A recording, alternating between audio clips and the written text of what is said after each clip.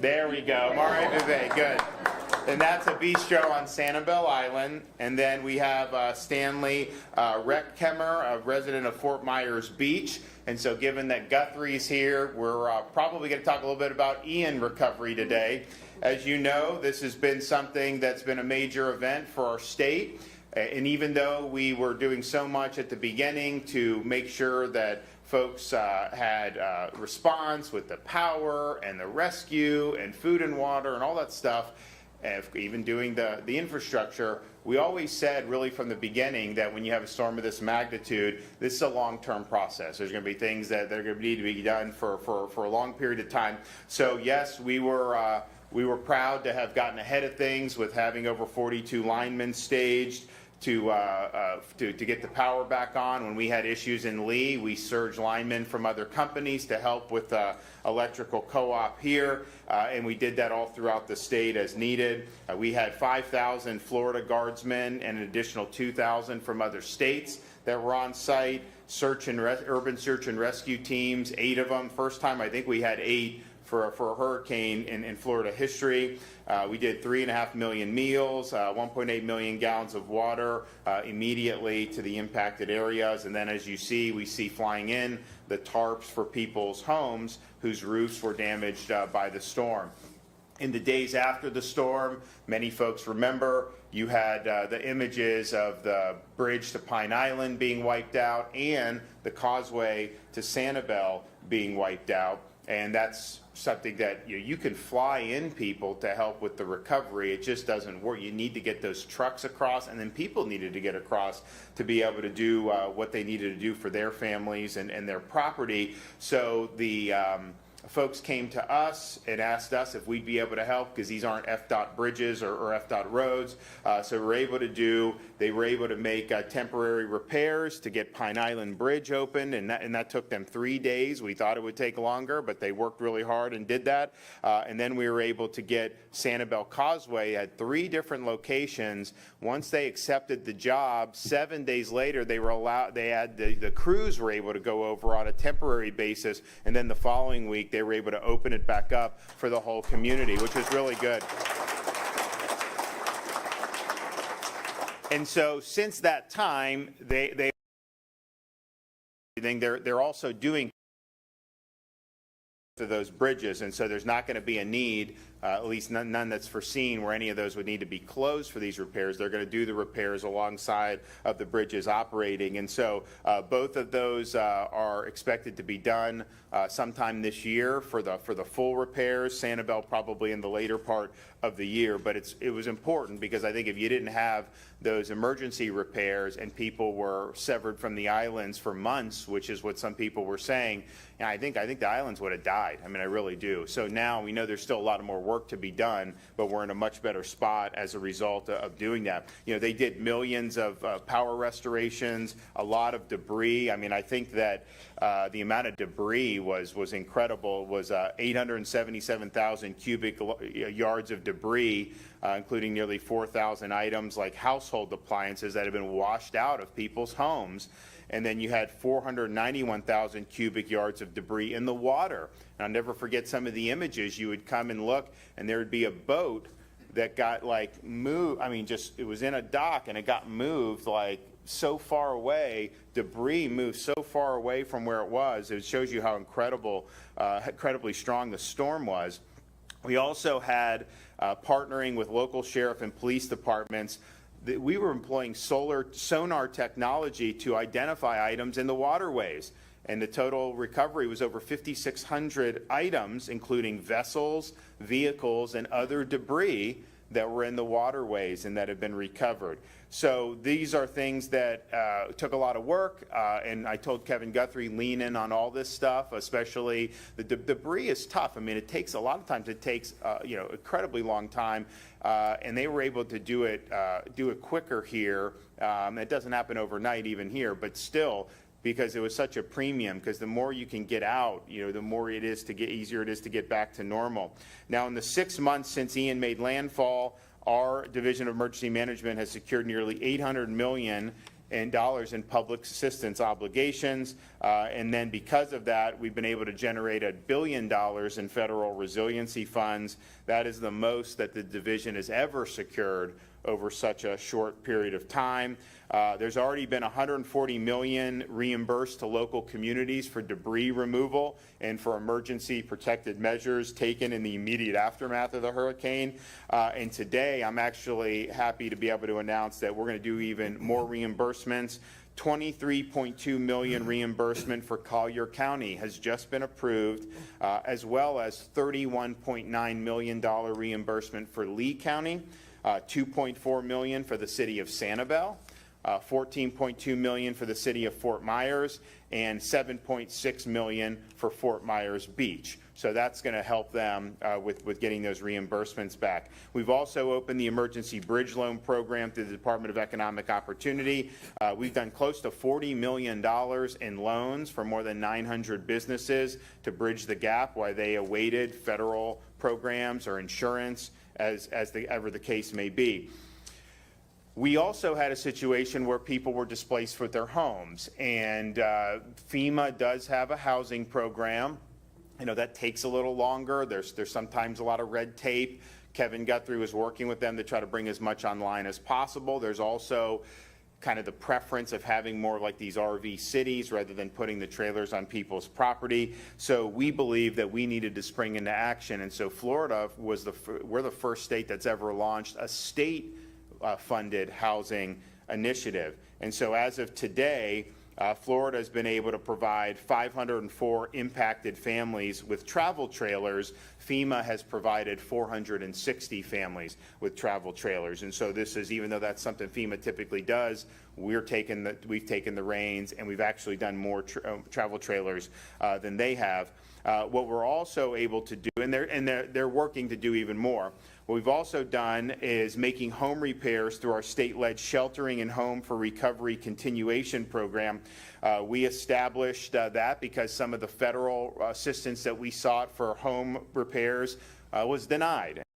So we didn't want to just sit back. We wanted to see what we could do. So we've had that program use volunteer organizations and private partners like Home Depot. They've done over 140 work orders so far that are in the process, and that's over $1 million in repairs there. And then they have projects that are underway. So this is taking kind of private sector, harnessing that. States put up money. Disaster Fund has put up money, and we're trying to help people fix their homes as quickly as possible. My wife, the First Lady, she's raised about $64 million so far for the Florida Disaster Fund, and not everything fits into some type of government program. Not everyone's insurance policy covers everything that you need to have covered, and so we understand that there's going to be needs. And so the Disaster Fund's awarded $46 million from the fund so far, and that's done a lot of things. I mean, when the first responders that got displaced, we were able to give to those charitable organizations to help them, teachers, a whole bunch of people we've been able to help to do that. And so we wanted to keep the momentum going on that issue as well. So I'm pleased to be able to announce today 2 additional awards from the Florida Disaster Fund to support small businesses impacted by Hurricane Ian. First, we're awarding $3 million to the nonprofit arm of the Florida Restaurant and Lodging Association to expand their ability to provide economic relief to hospitality-based businesses that were impacted by the storm. And those funds can be used to offset costs of reopening and to support their employees who have been impacted by the storm. We're also committing up to $4 million from the Florida Disaster Fund to create a new small business recovery impact program to support additional small businesses outside of the hospitality sector that have been unable to reopen due to a lack of capital. Small businesses will be eligible up to $50,000 grants to support their employees and help to reopen while they await their insurance payments or federal reimbursement for things like equipment, drywall, and commodities. And so these investments will help local businesses as well as the local economy get back on track.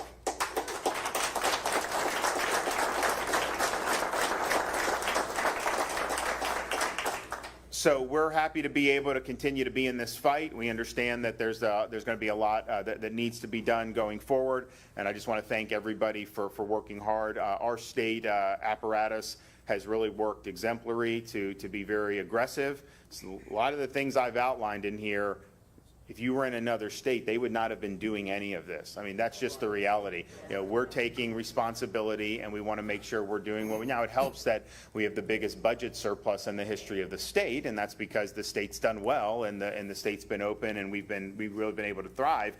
But we're really leaning in, and we want the federal government to help whoever needs individual assistance, all that. But we're not going to be limited by that, and we're going to make sure that we're finding ways to be able to help. And so the fact that we've done more travel trailers in this new state program, which no state has ever done, than FEMA has done, and this is kind of their bread and butter, it shows you these guys are really working hard on your behalf. And so I want to recognize Kevin Guthrie's work and the division, and he's going to come up here and say a few things.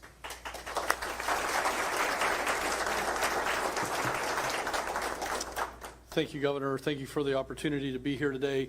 I've said numerous times before that, the division has done a fantastic job. The State Emergency Response Team and its 20-something agencies and partners like the one that was mentioned here today, the Florida Restaurant and Lodging Association, Carol Dover and her team are really, really good partners for us. But it starts at the top, and that's the leadership that we have in our governor, Governor Ron DeSantis. I cannot do anything if I did not have his support. And that support has been overwhelming from day one, even before the storm, 4 days before that, doing what no other governor would probably do, and that's issuing an executive order to say, we're going to be ready. We are not going to fail at power. We're not going to fail at food. We're not going to fail at fuel. We're going to be there ready to respond to the citizens in Southwest Florida. So again, Governor, thank you very much for that leadership. As we all know, Hurricane Ian made landfall nearly 6 months ago on September 28th as a dangerous Category 4 storm, bringing strong winds, heavy rainfall, and probably the most significant storm surge that Florida has ever seen across the state. The division was able to execute our fastest response ever, again, as I just mentioned, due to Governor DeSantis' leadership. We were able to cut through red tape like we've never done before, working in partnership with our state agencies and our federal partners. We were able to implement some innovative solutions to ease the recovery process and speed things up. The process may take years to complete, and it will have multiple phases. But as the governor has promised, and I have promised, we will continue to be alongside the residents of Southwest Florida every step of the way. Even to the fact, I know many of you know this person's name, Glenn Hammers. He has now moved to Fort Myers. He considers you guys family, and he has moved from the Panhandle and taken a job down here as our recovery coordinator. So really want to thank Glenn for all of his work down here in Southwest Florida. Today I'm going to be asking the Federal Emergency Management Administration, as well as the White House. The division is going to be requesting a 60-day extension of the 180-day period of performance work under the Disaster Recovery Reform Act of 2018. Now, that's an awful lot of federal and state government gobbledygook to say this. Communities are having problems with permitting right now, and communities need assistance with bandwidth on that permitting. FEMA has a program called 1206 that allows us to put private sector type permit inspectors in to help out with the need that's there. That is coming to an end on March the 28th, but there is a great need. So we're going to ask FEMA and the White House to extend that for another 60 days, or at least negotiate with us that we may be able to slide the 180-day time backwards to when we actually started issuing permits.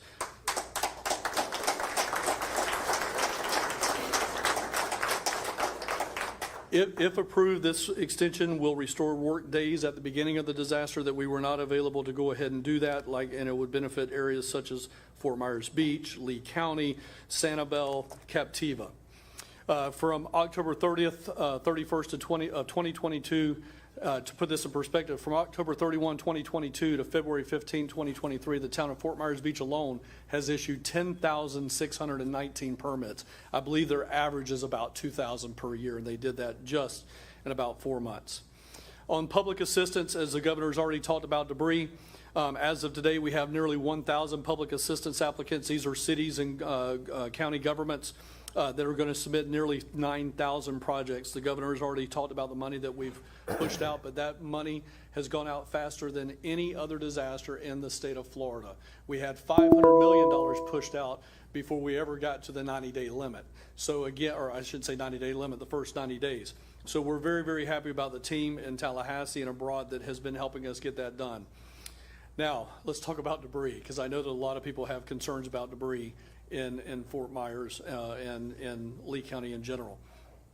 The due date for right-of-way pickup is March 29th. Now, I want to talk about that for just a second because there's a lot of confusion and people are running out trying to get all their debris to the right-of-way.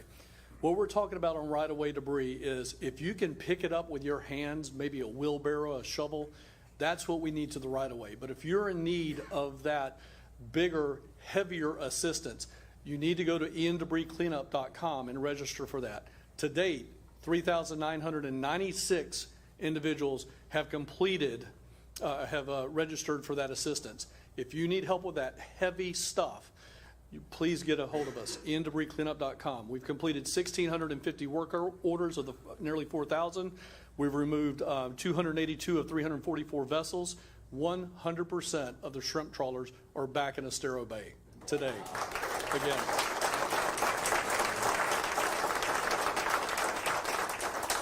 And again, that was because of this man's leadership. He said we are going to do that, and we got it done. So I'm very happy to say that that work was completed this week. And the last stat that I have is 490,000 cubic yards of wet debris have been removed in Lee County. That's now at 84% complete of wet debris getting out of your canals, out of your rivers, out of the bay.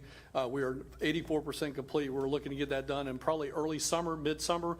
So we are very happy, and we will always continue to support Southwest Florida. I will be back after session. I'll be back down here quite a bit.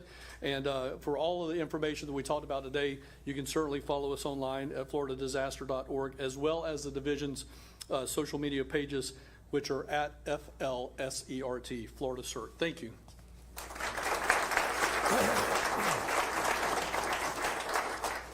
And we're happy to see Kevin leaning in. I mean, some of this stuff, it's like, you know, with these bridges, you know, we do it. We're eligible for reimbursement potentially, but it's not guaranteed. And so, you know, it's like, you know what, I'll pay for it. I mean, like, we're going to try to get reimbursed for doing the bridges, but at the end of the day, you know, I think sometimes there's a tendency to just kind of wait and like figure out, like, am I definitely going to get approved to do this and all that? And meanwhile, people don't, you know, they don't have the support. So we just say, let's just do it and we'll figure it out on the back end. And I think we should get reimbursed by it, but at the end of the day, I think that's a risk that we were willing to take. Okay, Byron Donalds.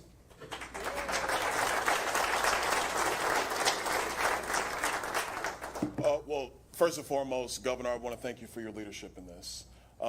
It is very easy to say that you'll stay here when the cameras are gone, but you and your team, led by Kevin Guthrie, have been here every step of the way. So on behalf of the residents of Southwest Florida, we greatly appreciate your leadership here.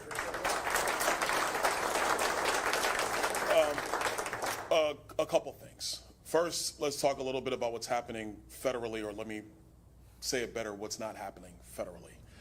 There are provisions in the IRS code that should have been in place under Speaker Pelosi's leadership. She did not do that. And so myself and Senator Scott are now leading legislation to put back in the federal tax treatment for those who are trying to recover from disasters. We have filed that bill in both chambers. We're getting great responses from the relevant committee chairman in the House and the Senate. We think the prospects are good for getting that tax treatment put back into place, which Speaker Pelosi let slide out of place, so that the people can actually get the tax treatments from the IRS they're supposed to be getting, not just here in Southwest Florida, but all of the affected areas throughout the United States over the last 12 months. So that's something that we're working on at the federal level. Here locally, working with Mayor Smith, we were able to do what we could to get the post office back open down on Sanibel. That's stuff we've been doing at the federal level. But now let's talk about FEMA. Director Guthrie, I thank you for all of your hard work, and Governor, again, I thank you for all of yours. But there are still roughly 1,400 people who are displaced with respect to Hurricane Ian. And FEMA has been very, very slow, if not tepid, in their response to housing. Now, their big argument that they like to make is that, well, a lot of the affected area are in flood zones and they don't put trailers in the flood zones. But this is not a normal situation. This is an emergency situation. This is a recovery situation. I've had a very candid conversation with FEMA, and I'm having now a very public declaration towards FEMA to cut the red tape, to get people the housing that they need immediately. They shouldn't have to wait another 90 to 120 days. This is their estimate, not mine. They should not have to wait another 90 to 120 days to be able to get the housing that they so desperately need. We have about 200 residents who are now out of the area completely simply because FEMA has not been able to respond to their needs as effectively as possible. So all told, the full number of displaced is around 1,500 to 1,600 residents throughout Southwest Florida. Enough is enough. I mean, we know we live in a flood zone. I mean, guess what? It's Southwest Florida. I mean, look behind you. We get that. But when people need help, they need help. We can easily move a trailer out of the area, FEMA, if we see a storm coming. We can do that. Heck, we built a bridge in 3 days. You think we can move trailers out of the area? So it's time that FEMA just steps up, gets through the red tape, and we get down to business of getting people the homes that they need. And FEMA can do that. The White House can do that by just waiving the rules and getting the job done. So I'm calling on them to do exactly that. Second thing, and Kevin Guthrie actually alluded to it, is the sliding scale of 60 days to allow the inspectors that the state of Florida has brought forth to help our municipalities get back on their feet as quickly as possible. Yeah, we need FEMA to go ahead and do that too. We need the White House to approve that extension or that waiving of the rules, however you want to phrase it. Let's just get the job done. But we've also told FEMA that they were giving us one inspector a week. That's just simply not good enough. We have an area trying to get back on its feet. And so what they should be doing is requisiting whatever private assets necessary to bring private inspectors in so we can get our communities back on track. Look, there's a lot of hard work that's going to come through rebuilding. We all know this. Some of our areas are going to take a lot of time. We also know this. But what we don't need is a federal government that is standing behind red tape and regulatory policy and not just doing what needs to be done so that you guys, the people of Southwest Florida, can get things moving again. And so I'm asking for the White House and FEMA to just get out of the way of the silly stuff and the red tape. Let's just get the job done. You've seen a blueprint for it here in Florida with Governor DeSantis and his leadership. This is about people, not politics and not budgets. Obviously, Washington does not have a problem spending money. I've seen that. But that's what we need to get the job done. And so that's what I'm asking for FEMA and the White House to do. Governor, once again, thank you so much for your leadership here in Southwest Florida. Thank you.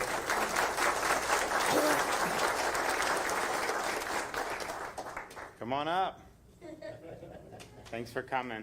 Thank you. It's an honor to meet you, Governor. Pleasure's mine.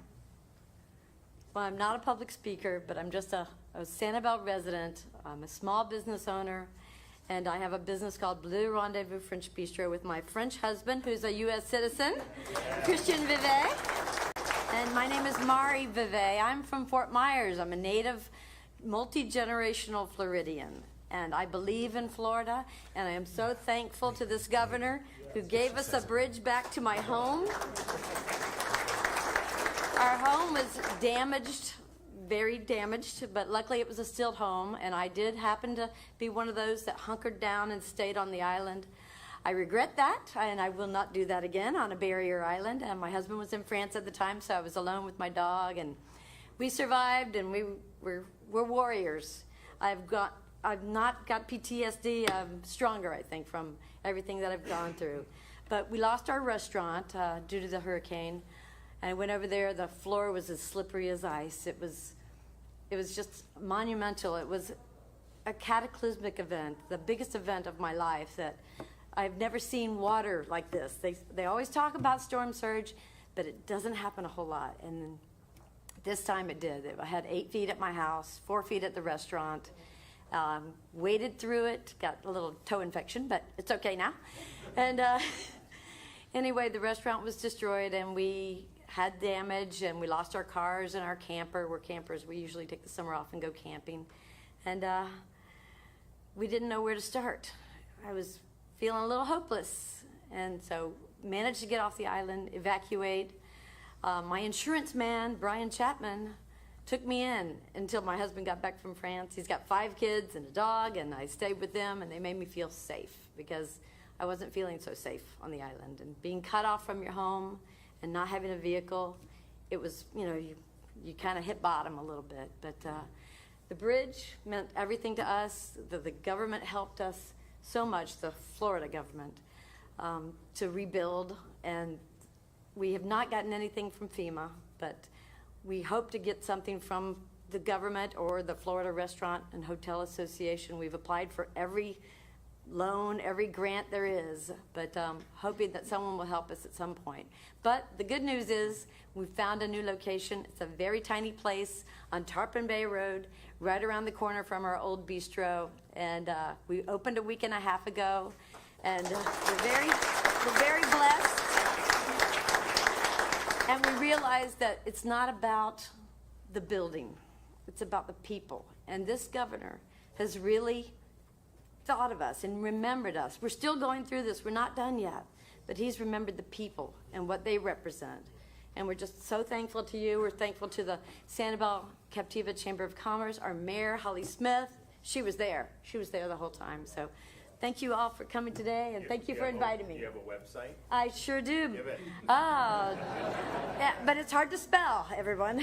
Blue Rendezvous, it's B-L-E-U, the French spelling of blue, rendezvous, at bluerendezvous.com. So please look us up and please visit us sometime. All right. Thank you so much. Thank you, Governor. So bluerendezvous.com. Everybody out there, just you're in Southwest Florida, go across the nice rebuilt causeway and go get some good French food. Okay, Stanley, come on up.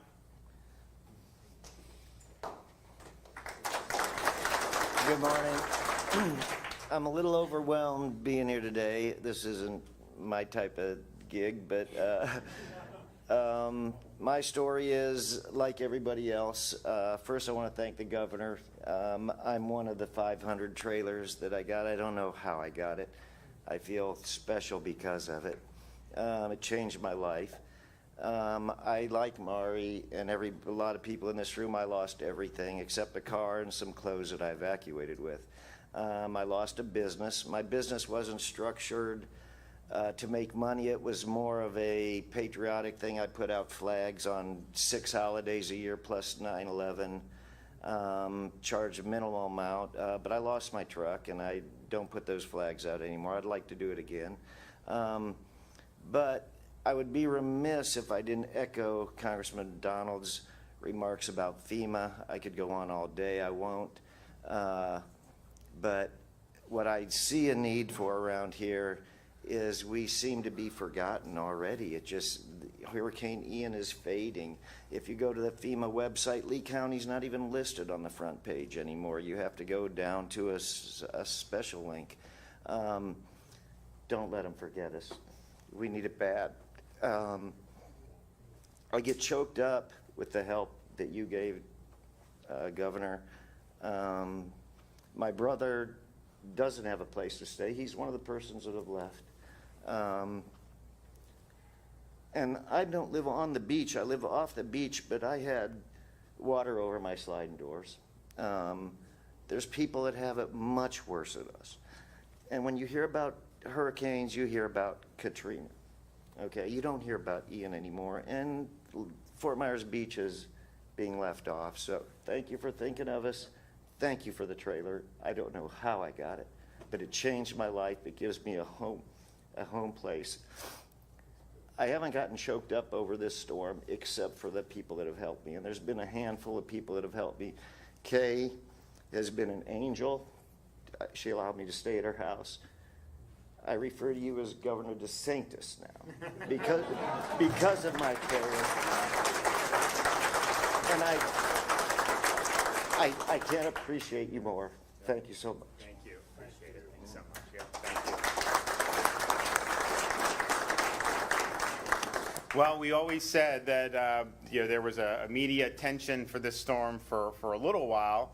They lost interest after 4 or 5 days. I think it was just they were trying to find something negative, and there was a lot of people banding together and really showing great resiliency. And so the story wasn't as good for some of the national folks, but we understood that the needs don't go away just because some of those folks lose interest. And so we've been working really hard, and we're going to continue to do it. We know there's more to do, and I think that with people like Byron fighting at the federal level to try to get FEMA in better shape and Grandparents' more household, responsive. our I household, think big that's day going here. to be something that's I going to know be a very, bigger very day home. positive. So, Thank okay. you very much. Dave? Governor, I know there is Yates's phrase about, I think there's where a man's most glory begins and ends is the glory to have such friends. We've been great friends. We're great friends in the United States, and Ireland and the United States share friendship with long, long traditions. And I guess you do know, coming here as many times as you have, how many Americans look forward to St. Patrick's Day. And one of as millions of Americans of Irish heritage, we have a joke, and we have an event that I, So here's as what vice we're doing. president, So the and reports it's of now people done getting up in the hill. shortchanged or getting, It just says we invite all the friends of robbed Ireland, all the because someone Irish. was looking to make more money. The Insurance Regulation Office is investigating that. The Chief Financial Officer is investigating that. And I think anyone should be held accountable who is not meeting their obligations that they owe to their folks. In terms of this upcoming legislative session, I'm open to do whatever we need to do to continue to work on the problem. I mean, as you know, we had a lot of companies that have been going out of business for a long time. No one wanted to come here and do business in Florida. I think we've changed that in going in the right direction. There's been a positive response, but part of it is you police this stuff, which you got to do. But when your market was so bad, you didn't have as many reputable companies that wanted to be in here, and so I think we've done a lot to change it. But yes, they need to be held accountable, and I know that they're going to be aggressively doing it. Some of our reforms actually did beef up what the Office of Insurance Regulation can do. If there's more to be done, then we absolutely should do that. Yes. Hi, my question is for Kevin Guthrie. Okay. Hi there. So is the red tide shrimp boat off Main Street on Fort Myers Beach, which is currently being placed back into the water right now, truly the last shrimp boat left to be placed into the water?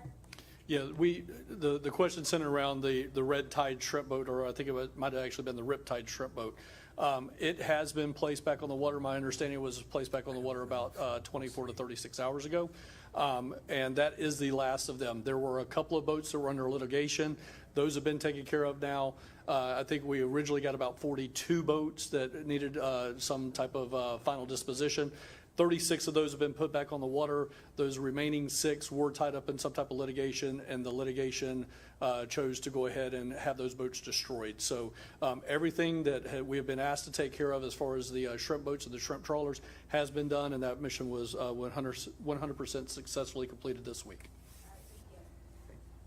Yes. Governor, outside of the president's initial visit to Fort Myers and the area after the hurricane, you stood with him then. Has he been open to you? Has his administration spoke out to you about what they're doing subsequently to help the recovery efforts? Or is he just pretty much forgotten about, like many things, forgotten about Florida? Kevin, I mean, have you had, what's in your, I have not spoken with him since that day.